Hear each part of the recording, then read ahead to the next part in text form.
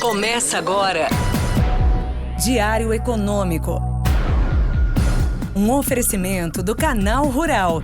Uma análise das principais informações que impactam os mercados, a economia global e do Brasil. Apresentação Marco Caruso.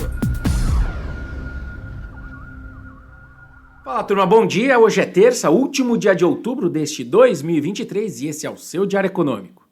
A história da nossa meta fiscal do ano que vem me lembra aquele clássico da literatura, Crônica de uma Morte Anunciada.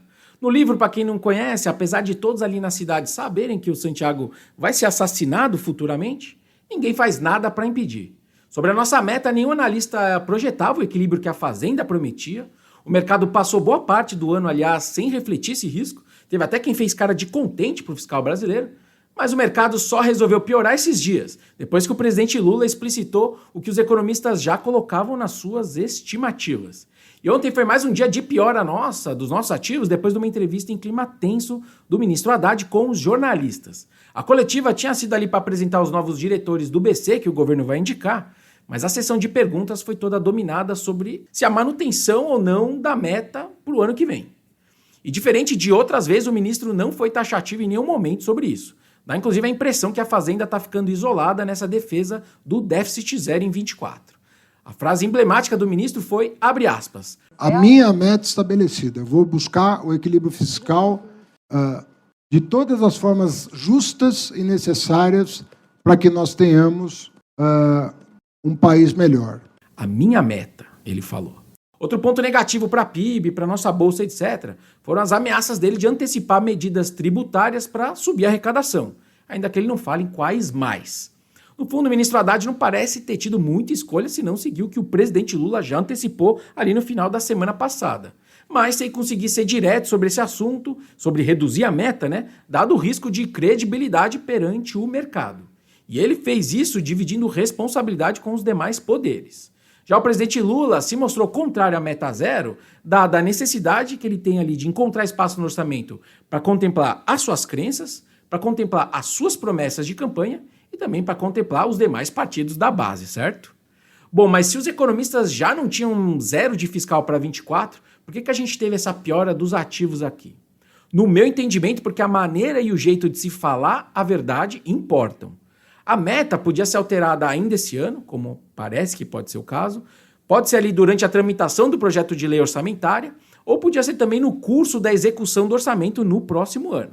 É discutível, mas eu não desistiria tão cedo, porque o risco é escancarar muito mais uma preferência do executivo e também um fortalecimento da ala política diante de uma discussão que deveria ser, na minha visão, mais técnica. A meta poderia ser mudada, por exemplo, em março do ano que vem, quando eles reavaliarem receitas e despesas. E aí, com toda a dificuldade de se alcançar o objetivo, o estrago poderia ser menor. Mas enfim. Agora, sobre os diretores do BC, eu achei o resultado final melhor do que eu esperava.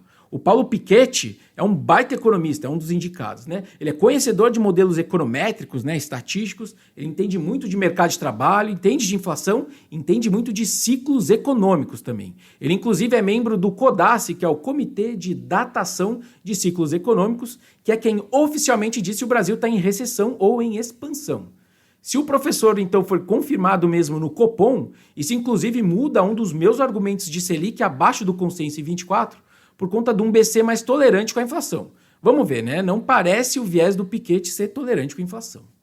Para o dia agora, o destaque da agenda econômica aqui é o desemprego de setembro, que deve seguir baixo. Estamos falando de 7,7% no mês. A criação líquida de vagas em setembro já foi positiva, ali em 211 mil postos formais, que é o CAGED, acima até do que a gente previa.